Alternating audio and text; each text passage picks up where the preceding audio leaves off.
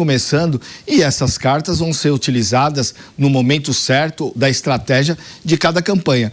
E aí, de alguma forma, eu vejo o Tarcísio de alguma forma tentando se preservar do que pode vir lá para frente. Bom, vamos trazer mais uma pesquisa aqui para vocês que nos acompanham, Poder Data, que saiu hoje. Então vamos lá. Nessa intenção de voto para presidente da República, medida pelo Poder Data no primeiro turno, Lula aparece com 38%. Agora, percebam, Lula perde 3 pontos percentuais aqui, enquanto o Flávio Bolsonaro mantém os seus 35%. Se a gente levar em consideração a margem de erro, eles estariam tecnicamente empatados aqui no primeiro turno. Ronaldo Caiado também se mantém com 4%, assim como Renan Santos, que chega a 4%. Augusto Cury sobe 1%, passa de 3% para 4%. E Romeu Zema perde 1%, passa de 3% para 2%. Então, percebam que aqui, no Poder Data, segundo esse levantamento Poder Data, há um desafio maior aqui para o presidente Lula, que acaba perdendo 3 pontos percentuais em comparação com o Flávio Bolsonaro. Wilsinho, rapidamente, isso aqui é relevante ou serviria como uma preocupação para essa campanha, não? Não, preocupação existe porque ele tinha uma certa distância um pouco melhor. Mas se a gente for comparar com as pesquisas que nós acabamos de ver, o Datafolha ele tinha 39%, ou seja, as pesquisas elas vão se ajustando conforme a semana. Aí é um ajuste de pesquisa que está muito parecida principalmente com o Datafolha. Com os outros institutos, ele tem até um pouquinho menos. Vamos falar aqui rapidamente também sobre Senado Federal e sobre aqui que a gente tem aqui, a relação entre corrupção. Tá, deixa eu chamar isso aqui antes e depois a gente vai com o Bruno Pinheiro. O que ele pergunta? Se seu candidato a presidente fosse associado a um caso de corrupção durante a campanha, você mudaria o seu voto? Essa é a pergunta. 20% dizem que não mudariam. 6% falam que não sabem. 8% diz que sim, mesmo sem provas. Então, saiu qualquer possibilidade de corrupção? Sim, mudaria. E 66% dizem que sim, se houvesse provas. Ellen, chega para cá para a gente comentar um pouquinho essa situação aqui. E pode até se aproximar um pouquinho mais para você ficar próximo aqui da pesquisa. Pode entrar para cá, vamos quebrar um pouquinho aqui o nosso protocolo. Então vamos. Ô Ellen, o que você entende sobre esses 20% aqui que dizem que não mudariam mesmo se tivesse um escândalo expressivo de corrupção? E a gente está aqui nessa câmera. Vamos lá. Aqui, a 3. A 3, então vamos lá. Esses são os 20% bastante honestos, tá? Na verdade é isso. São os 20%. Porque quando a gente responde uma pesquisa, muitas vezes o que a gente diz ali para o pesquisador não é exatamente o que a gente sente, tá? Claro, casos de corrupção são ruins e no Brasil a gente já viu, né, eles deteriorarem muitas imagens, mas não necessariamente vão ser definitivos ali na ponta, na hora do eleitor decidir seu voto. Por quê? É como eu já pontuei aqui, o eleitor ele acaba sendo muito pragmático. E aí, quando ele diz, olha, ele tem corrupção, mas quando tem corrupção do master, do caso de um lado, tem corrupção do filho do outro lado, essas suspeitas todas no ar, o eleitor começa a entender que é tudo meio igual. E aí ele só faz uma comparação. Qual é a corrupção maior e a corrupção menor? Ele vota comparativamente. Ele vota pela corrupção menos chamativa. É isso. O eleitor, ele vota comparativamente, né? Ele sempre compara, assim. Por exemplo, o Flávio lá no início da campanha dizia, eu sou mais moderado dos Bolsonaros. Aí o eleitor olha, bom, o irmão é o Carlos, é moderado. Então, é isso, ele vai fazendo esses ajustes. A gente vê muito em qualitativa isso aparecendo. Quando você diz assim, não, mas tem um lado aqui que parece que tem rachadinha. O outro lado aqui teve lava-jato. Então, o que saiu mais aí? Mas não é esse o fator decisivo. O fator decisivo é como eu me sinto na gestão dessa pessoa, né, desse incumbente, que isso trouxe de real ganho ou não para minha vida prática. Legal, Ellen. O Wilsinho estava chamando, dando assim, vem, me chama, quero falar também. Pode falar, meu amigo. Não, porque claro. Eu estava falando com a Denise. 66% é o voto envergonhado de falar que não...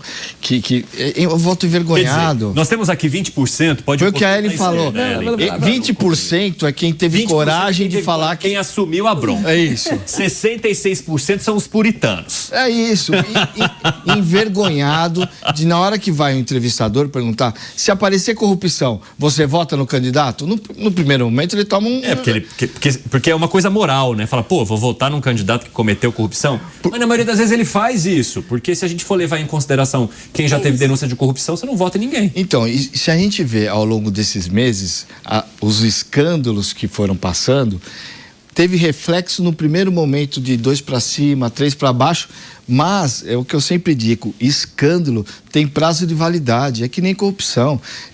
A corrupção que a gente diz é o escândalo de hoje que morre amanhã, E muitas vezes esse não é o ponto de reflexão, de decisão do voto do eleitor na maioria das vezes. Wilson e Ellen, fiquem comigo aqui para a gente falar um pouquinho de Senado agora, e eu vou chamar o Bruno Pinheiro, que vai se conectar conosco, para falar de Santa Catarina. Porque Santa Catarina tem uma história meio complicada com a direita ali, porque tem a Carol de Tone, que é a Catarina do PL, era quem estava ali. do PL, que os catarinenses amam. E aí tem Carlos Bolsonaro, que é como se fosse um estranho ali, encaixado pelo bolsonarismo para tentar ganhar votos naquele estado. E o que isso tem provocado, meu querido Bruno Pinheiro? Boa noite. Uma certa rixa, na verdade, entre alguns aliados, uma herança que até agora não conseguiu convencer o eleitor de Santa Catarina. Evandro, com quem eu conversei, um levantamento da Quest divulgado na última segunda-feira coloca o senador Espiridião Amin, candidato à reeleição, em primeiro lugar. Logo na sequência, em segundo, o Carlos Bolsonaro e em terceiro lugar, a Carol de Tone. A gente comentou várias vezes aqui sobre uma certa rejeição entre os aliados de Flávio Bolsonaro, de Jair Bolsonaro, com a chegada do ex-vereador do Rio de Janeiro lá em Santa Catarina. Insistiram nesta candidatura. Flávio tentou também dar uma força para ter uma saída, uma arrancada melhor de Carlos. Até a expectativa era que ele ficasse em primeiro lugar, mas então está em segundo. Com isso, a Carol de Tone vai ficando fora do Senado Federal e gerou uma irritação, dizendo que não se pode aceitar que alguém que venha do Rio de Janeiro, que não tenha nenhuma relação com o estado de Santa Catarina, possa vencer essa eleição. Gerou uma reação não externa entre os adversários, e sim internamente dentro da legenda, uma força-tarefa em relação ao nome de Carol de Tone, que em outro momento até ensaiou e sair do Novo por conta dessa indicação de Carlos Bolsonaro. Fizeram essa aliança, mas até aqui aparentemente essa discussão voltou à tona novamente, porque a gente tem então Espiridião Amin, candidato à reeleição, e o Carlos Bolsonaro. Com quem eu conversei ainda, disseram o seguinte, que nem receber o Carlos Bolsonaro em algumas agendas eles têm recebido, que ele não tem visitado o interior do estado, tem tido uma certa dificuldade nessa adaptação, nessa aproximação com o eleitor de Santa Catarina. Agora, com esse resultado, nos próximos dias haverá uma força-tarefa em relação ao nome de Carol de Tone e tentar reduzir as forças de Carlos Bolsonaro, irmão de Flávio e filho do ex-presidente Jair Bolsonaro. Evandro. Eita, quanta treta, hein, Bruno Pinheiro? Obrigado, meu amigo. Bom trabalho para você aí. Vamos dar uma olhada então na pesquisa eleitoral de Santa Catarina para vocês entenderem o drama que está se passando lá. O Espiridião Amin, ele aparece pelo PP com 19% das intenções de voto. O Carlos Bolsonaro tem 16%. A Carol de Tone aparece com 12% e o Décio Lima com 9%.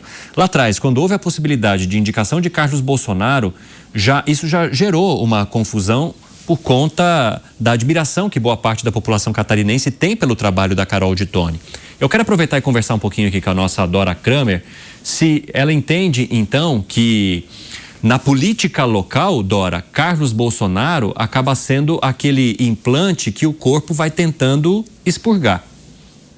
Pois é, isso a gente vai ver no final. Você sabe que até me surpreendeu, eu estava olhando, porque eu lá no início dessa campanha, quando ele vai para Santa Catarina, tem essa reação da Carol de Tone, tem a reação do Espiridião Amin. Eu achei que ele ia já na largada sair mal, mas você vê que ele está ali num segundo lugar. Vamos ver se isso se mantém até o final, porque realmente, de um lado, há essa rejeição ao corpo estranho. A pessoa era vereador no Rio de Janeiro até outro dia. Vereador é aquela pessoa com identificação direta com a cidade. Aí, de repente, se materializa em Santa Catarina, mas aí tem um outro lado. Santa Catarina tem um bolsonarismo forte, tem uma direita forte, essa direita bolsonarista. Agora, Evandro, aí tem outra coisa.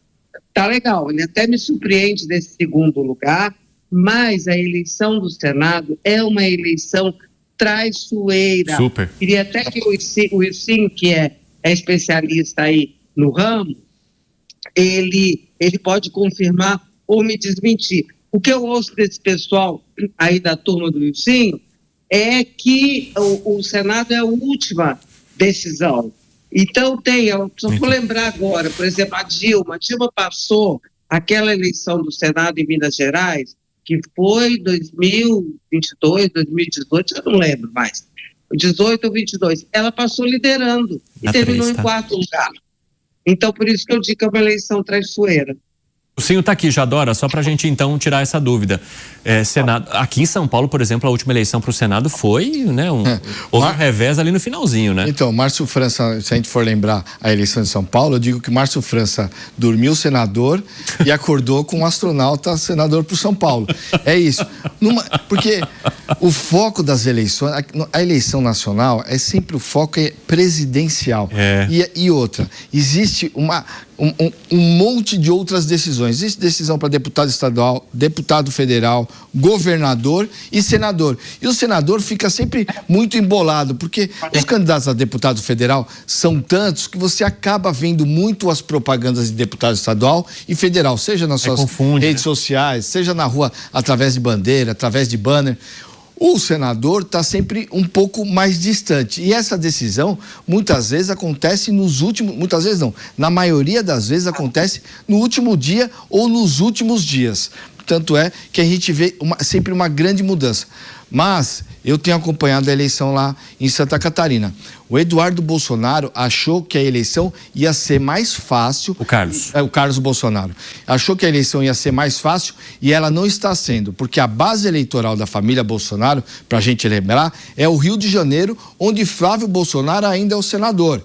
E Santa Catarina, um pouco que você falou, e falou muito bem, ele é um órgão que foi implantado e, de alguma forma, o corpo tenta expurgar, porque ele não é de lá. E por mais que Santa Catarina seja muito de direita, ela também é bairrista. Ela também é bairrista, a gente não pode esquecer isso.